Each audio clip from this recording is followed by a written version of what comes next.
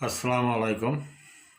আমার বন্ধু শরীদ, আমি ওয়াদা করেছিলাম বা আপনাদের কথা দিয়েছিলাম যে প্রতি রবিবারে প্রবাসীদের কথা শিরোনামে ধারাবাহিক একটা পোস্ট দিব।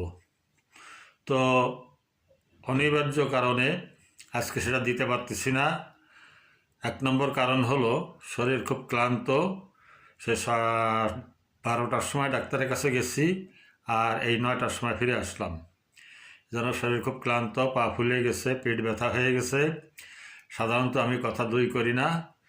তো এটা হলো প্রথম কারণ। দ্বিতীয় কারণ, আমাদের যা স্বভাব তাই আমাকে এই প্রবাসীরা, ভুক্তভোগী যারা, তারা কোনো তথ্য প্রমাণ বা কোনো কিছু পাত্র দিয়ে সাহায্য করে নাই। আমি আশা করেছিলাম যে তারা তাদের দুঃখের কথা, তাদের ভোগান্তির কথা, হয়রানির কথা তারা আমার কাছে জানাবে, আর আমি সেটাকেই গুছায় আপনাদের সামনে তুলে ধরব। কিন্তু আমার এই প্রবাসী ভাই বোনেরা কেউ আমাকে তেমন কোনো তথ্যপাত্র দেন নাই। তো যাই হোক, আমরা আমাদের যা চরিত্র, যে এমনি চলতেছে চলতে থাকুক, আমার মতো আমি থাকি, দুনিয়া দেশটা জাহান্নামে যাক, আমি ভালো থাকার চেষ্টা করি। কিন্তু ভালো যে আমরা কেউ থাকবো না, এটা কেউ চিন্তা করে না।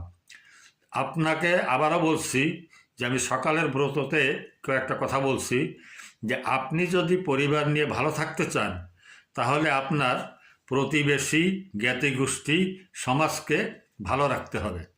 নইলে আপনি যতই অর্থবিত্তের মালিক হন আর যত প্রভাব প্রতিপত্তির মালিক হন, আপনি ভালো থাকতে পারবেন না।